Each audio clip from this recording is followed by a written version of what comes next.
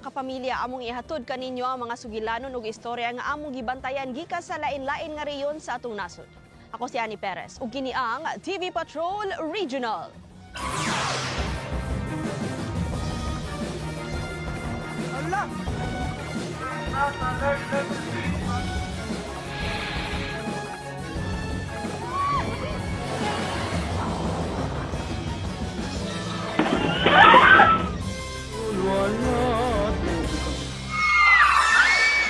Nag-una sa atong mga balita. Na-trap ilawom sa staff building ang mga empleyado sa usa ka pribadong landfill sa Dakbayan sa Subo human nidahili ang basura nga naa sa likod ini. Gilusa dayon ang rescue operation aron luwason ang mga natabunan. Usa dayon ang gikumpirmar nga patay samtang 12 ang nakuha o gidala dayon sa tambalanan. Gipangita ang kapin sa 30 pa nga mga empleyado. Sa inisyal nga pakisusi naasa na po kaandana na ang gitas-on sa landfill. Gisusi sab sa Cebu City Environment and Natural Resources ang hinungdan sa insidente. Nisaad ang tag-iya sa pribadong landfill nga mohatag og tabang sa mga kabanay nga naapektuhan sa pagdahili sa basura. Nitahan sa otoridad ang lalaking gitudlong maong nipatay sa babay nga gisud og plastic storage box sa Pinagwarasan, Basud, Camarines Norte. Nakaplagan ang patayng lawas sud sa storage box nga naglutaw-lutaw sa sapa niya atong Sabado. Nakakuha og CCTV footage ang pulis ug nakit-an ang lalaki nga nagbitbit og storage box sa bus terminal sa Calamba, Laguna. Nisakay sab ni og tricycle. Gani nagpatabang pa siya sa konduktor sa bus nga aswato ng iyang box ug ibutang sa compartment. Nailhan ang biktima nga si Aneles Agokoy nga taga Katarman, Camiguin. Nagpuyo siya sa usa ka apartment sa Cabuyao, Laguna ug kauban sa sospek. Dinhisab gikuha sa tricycle ang lalaki nga naghatod og storage box paingon sa terminal sa bus. Kini ang isaysay sa tricycle driver ug iyang kauban. Nahimong sospek sa krimen ang gikauban ni Agokoy. Nitahan siya niadtong Miyerkules ngadto sa mga pulis sa Rosario, Batangas apan wala giangkon ang pasangil batok kaniya. Matod sa amahan sa sospek, nibutyag iyang anak nga aksidente ang nahitabo diyang naglalis ang duha. Apan wala ni magtakdo sa investigasyon sa pulis kay kun basihan ang autopsy report, asphyxia by suffocation ang gikamatyan sa biktima. Gipasakaan og kasong murder ang sospek nga karon gibalhog sa Cabuyao Detention Facility. Gisaka sa Alert Level 3 status ang Bulkang Mayon tungod sa sagunson nga pag-alboroto sa niaging simana. Nagsilasta sa Alert Level 3 ang Mayon Volcano. Ipabakwit dayon mga residente gikan sa lain-laing barangay nga nasud sa 6-kilometer radius permanent danger zone. Nigawa sa baba sa bulkan ang pyroclastic density currents kon PDC nga mas nailhan nga uson. Paspas nga nidagayday panaog sa bulkan ang nagsagol nga init nga volcanic materials sama sa bato, abo ug aso. Duna say namatikdan nga rock fall events. Duna say ashfall apan nipis rani ug nahulog sa Daraga ug Legazpi City. Dungan sa Bulkang Mayon, nibugasab og abo ang Bulkang Canlaon sa Negros Island Region Miyerkules sa hapon. Nakuha og time-lapse video ang ash emission o ang pagbugas sa abo nga niabot og 9 kagatos ka metros ang gitas-on. Kasamtangang gisaka sa Alert Level 2 status ang Canlaon. Buot pasabot ini, gidili ang pagsud sa 4 ka kilometrong permanent danger zone. Gibaha ang pipila ka dapit sa lain-laing probinsya tungod sa uwan nga gidala sa shear line. Sa unang adlaw sa pagbalik eskwela, gilabang sa mga magtutudlo sa Polot Integrated School ang kusog nga bulog sa sapa dala sa bunok sa uwan sa Mobo, Masbate. Tungod sab sa kusog nga uwan, nidahili ang bahin sa sementeryo sa barangay Inalmasinan sa Caramuan, Catanduanes. Pipila ka pungtod ang gianod og nangaguba. Nakasinati sab og pagbaha ang pipila ka barangay sa lungsod sa Viga. Naguba ang bahin sa spillway sa barangay Almoela nga gitambakan og yuta aron maagian sa mga residente nga buot pulikay sa kusog nga sug sa sapa. Di sab maagian ang Obos Spillway sa lungsod sa San Miguel.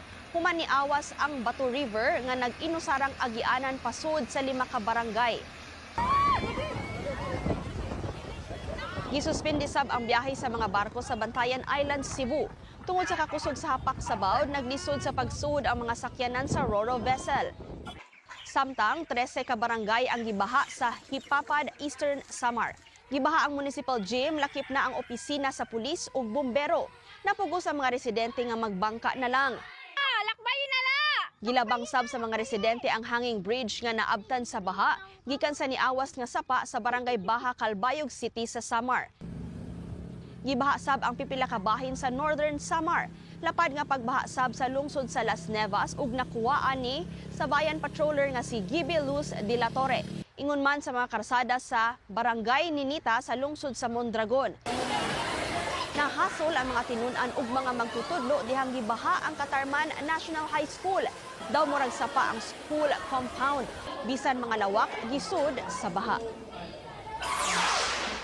Naluwas ang 20 ka turista ug 3 ka tripulante human nga nalunod ang gisakyang recreational boat sa dagat nga sakop sa San Pascual, Masbate niadtong Enero 3.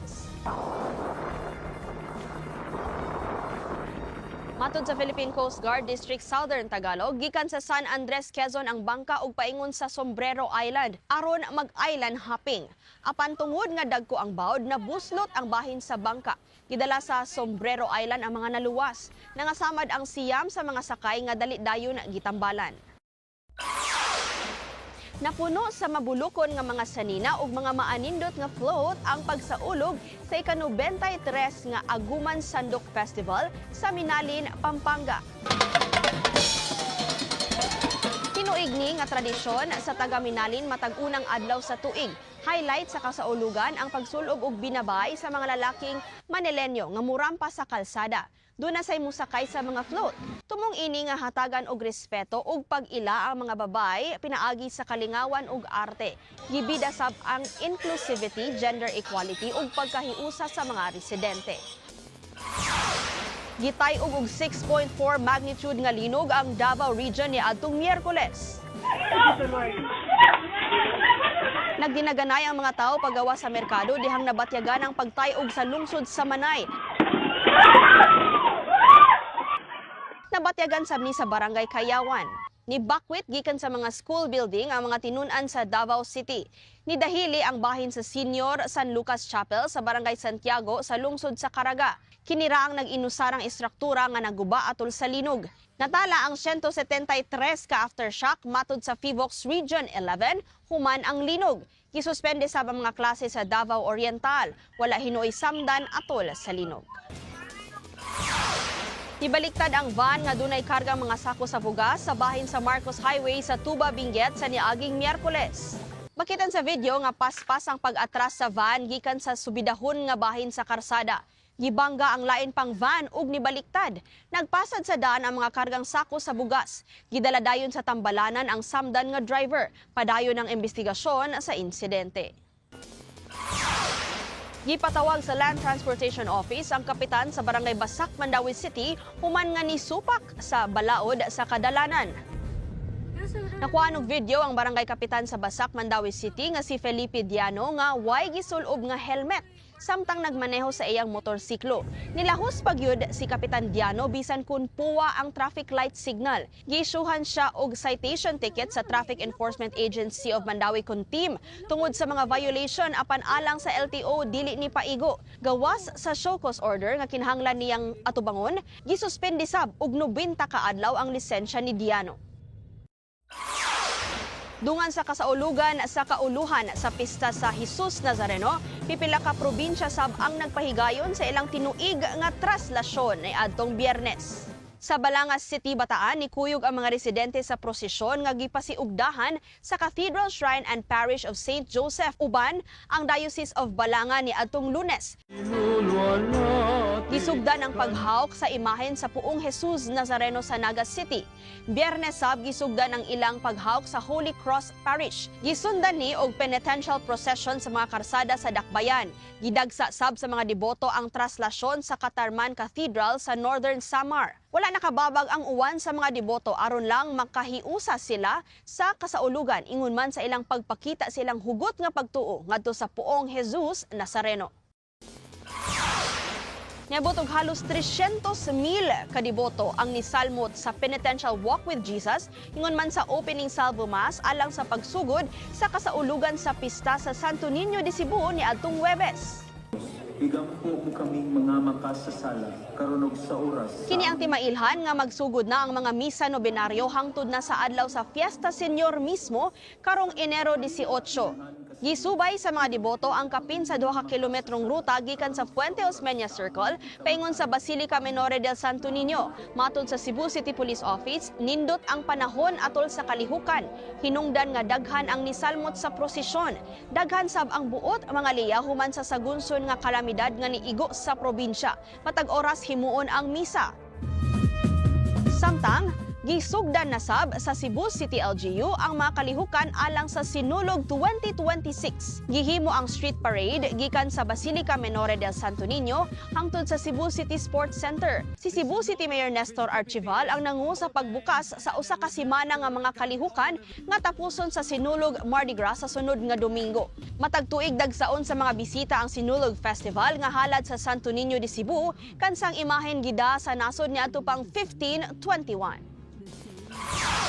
Sugbuanon og taga Isabela ang nasud sa top 10 alang sa 2025 bar exams. Gipagawa sa Supreme Court niadtong Miyerkules ang listahan sa mga nakapasar. Nasa ika-unom nga pwesto si Joey Loyloy Umpad nga anak ug mga mananagat. Nag-inusara siyang sugbuanon nga lumad nga taga Bantayan Island. Gikan sab sa Kabatuan Isabela ang naa sa ika-9 nga pwesto nga si Richmond Lucas. Usa ka registered nurse si Lucas. Iyang giangkon na himong hagit sa iyaha nga humanon ang iyang pagkuha sa kursong abogasya. Ika-14 sab ang taga Malaybalay City Bukidnon nga si Jerilyn Anoos Gascon. Gisugat siya og mga syagit gikan siya mga kauban sa opisina diyang nahibaw-an nga nakapasar siya. Sa wala pa magtungha og abogasya, nagtrabaho isip usa ka certified public accountant si Gascon. Among pahalipay sa tanang bag-ong abogado. Ug mao kadto ang mga labing importante nga mga panghitabo nga atong gitutukan gikan sa lain-laing rehiyon sa Pilipinas. Ayaw pauwahi sa mga balita, magpabiling na sayod. Mag-like, share, comment ug subscribe sa YouTube channel sa ABS-CBN News ingon man sa iyang mga social media account. Iscan sa ding QR code alang sa among YouTube playlist. Taliwa sa mga hagit atong ipaambit ang gugma, kalipay ug paglaom sa usag-usa. Ako si Annie Perez. Daghang salamat ug padayon ta kapamilya.